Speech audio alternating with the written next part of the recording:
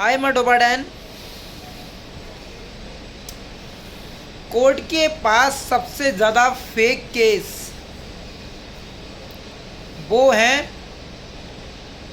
जो पति के खिलाफ हैं, पत्नी द्वारा किए हुए। हाल ही में अभी एक बंदे ने आत्महत्या कर ली है। 2 साल में उसकी वाइफ ने उसमें 9 फेक केस किए थे।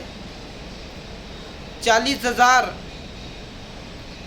अपने बच्चे के लिए महीना पैसा मांगा था और वकील ने भी पूरा साथ दिया है इसमें वाइफ का, और जुडिशरी ने भी पूरा साथ दिया।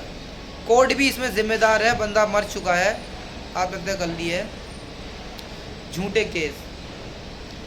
तो जब भी कोई किसी मामले में कोई किसी घर की लड़की या की पत्नी आत्महत्या करती है तो उसके मायके वाले सीधा दहेज का केस डालते हैं, ठीक है, और उसका सुना भी जाता है, क्योंकि कानून यही है। लड़का चाहे कितना भी सच बोले लेकिन उसकी वाइफ का ही सुना जाएगा। तो लड़की चाहे जो उसकी वाइफ है चाहे किसी चक्कर में मर गई हो, फांसी लगा के जो भी है, लेकिन केस उस पर दहेज का होगा, केस उस पर सिर्फ दहेज का ही होगा। तो यही अभी यही हुआ है।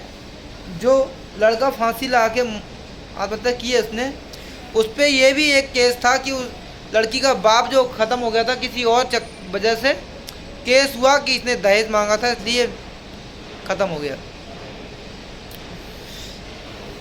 बहुत सारे रजिस्टर भरे पड़े हैं इस बात के कि ये कितने फेक केस होते हैं। इतना मजबूर होता है घर का मर्द, कोई नहीं जानता उसके बारे में। पूरा विश्वास करता है, सब कुछ करता है, फिर भी ज़्यादातर धोखा ही मिलता है। लेकिन वो धोखे को भी रिसीव कर लेता है, कोई बात नहीं है, चल देगा, कोई बात नहीं, चलाएगा। दहेज की वाली बात है अगर, तो दहेज कोई किसी को नहीं देता है, हर आदमी अपनी बेटी को ही देता है। और दहेज लेके आती है तो उसकी बेटी का ही सम्मान बढ़ता है, और ये रीति चली पड़ी है। मान लो कोई लड़की वाला दहेज दे रहा है तो लेता भी तो है लड़के के रूप में, ये तो सबके साथ है, क्योंकि लड़की सभी के हैं। लड़की का नंबर आएगा तो रोने लग जाओगे कि दहेज है, लड़के का नंबर आओगे तो खींच के दहेज मांगोगे, ठीक है, ये चाहिए वो चाहिए, वही बात है, सबके साथ है। तो दहेज लेना या देना कोई इलीगल नहीं होना चाहिए मेरे हिसाब से। दहेज जो चलता है वो चलना ही चाहिए, क्योंकि इससे लड़की की ही रेस्पेक्ट बढ़ती है। वो खड़ी आवाज़ में ससुराल में बोल सकती है कि हाँ मैं ये लेके आई हूँ, ऐसा वैसा, थोड़ा दबाव भी होता है, ठीक है। और जो दहेज लेके जाती है वो कोई लड़के का बाप या उसका भाई या उसकी माँ यूज़ नहीं करती है। वो सब कुछ लड़की अपने लिए ही लाती है, वो किसी और के लिए नहीं होता है। यहाँ तक कि मिडिल क्लास में देखा है कि जब लड़की बाइक लेके आती है तो लड़के की बीवी अपने देवर या अपने ससुर को बाइक पे हाथ तक नहीं लगाने देती है, मैं लेके आई हूँ, मेरी बाइक है, ठीक है। अब बात आ गई कि लड़के को भी क्यों दहेज दिया जाए। मान लो कि बात कही जाती है कि लड़कियों को भी क्यों दहेज दिया जाए, वो अपने घर में है, तो भाई आप दहेज ले भी तो रहे हो। ऐसा तो नहीं है कि आप अपने लड़के की शादी ऐसे ही कर ले रहे हो, दहेज आप ले भी तो रहे हो। जितना दहेज आप दे रहे हो उतना ले भी रहे हो, तो सबके साथ है, चल रहा है। अब एक पॉइंट वाली बात और है, लड़का बीएससी हो, बीकॉम हो, अनपढ़ लड़की को भी रिसीव कर लेगा, हाई स्कूल को भी रिसीव कर लेगा, इंटर को भी रिसीव कर लेगा, मतलब अपने से नीचे वाली एजुकेशन को वाली लड़की को रिसीव कर लेगा। लेकिन लड़की अगर वो हाई स्कूल भी पास है ना, तो अनपढ़ लड़के को कभी भी एक्सेप्ट नहीं करेगी। सीधा सा क्वेश्चन होगा, मैं शादी नहीं कर पाऊंगी, ये अनपढ़ है।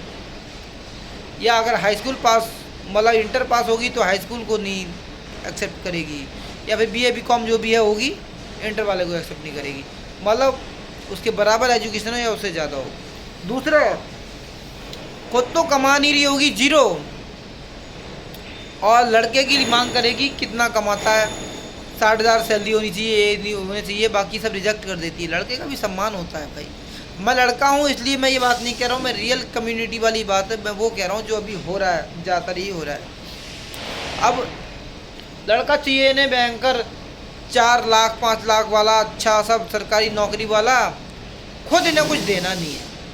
तो भाई जब आप चॉइस ढूंढ रहे हो तो वो भी तो बंदा चॉइस ढूंढेगा ना, उसे भी तो ढूंढने का हक है। अभी जो आत्महत्या हुई है बहुत बुरी कंडीशन हुई है। लड़कियां जब उनकी मतलब कुछ कुछ तो सही होती हैं, मतलब उनका जो हो जाता है डिवोर्स, उसके बाद कुछ तो कोई एक्शन नहीं लेती हैं, लेकिन बाकी कुछ लड़की इतनी कमी नहीं होती हैं कि अब उस पे बंदे पे 2 साल में 9 केस किए, वो भी फेक, सब फर्जी, अनुमान लगाया 9 केस। क्या करेगा बंदा। जुडिशरी ने भी उसका साथ नहीं दिया, जज ने भी उसका साथ नहीं दिया, गलत फैसला दिया क्योंकि वो औरत थी। कोई देख के फैसला लेना चाहिए ना। गुनहगार तो औरत भी हो सकती है, कोई भी गुनहगार हो सकता है, लेकिन फैसला उसके हक में नहीं आया, बंदे ने आत्महत्या कर ली। कौन उसकी जान का जिम्मेदार होगा अब। क्या उसकी वाइफ को सज़ा मिलेगी? नहीं मिलेगी। उसने उसे मार दिया है, वो मर चुका है। वाइफ को कोई से कोई फ़र्क नहीं पड़ता, वो पहले भी इंजॉय कर रही थी, अब भी इंजॉय करेगी। तो जहाँ लड़का 10,000 कमाएगा तो वो अपने घर में देगा, और जहाँ बीवी 10,000 कमाने लगी उसे पति से कोई मतलब नहीं है, अपने पैरों पर खड़ी हुई है, मतलब नहीं है, आराम से इंजॉय करेगी, उसमें मतलब नहीं है। लेकिन लड़का कमाएगा तो उसे घर में देना पड़ेगा, लेकिन लड़की कमाएगी तो नहीं देना है, तो पैरों पर खड़ी है। लड़का भी तो पैरों पर खड़ा हो सकता है, लेकिन नहीं, सब उल्टा संदेश जाता है। कमाने का अपना नज़रिया है, बाकी आप देख लो। जय हो।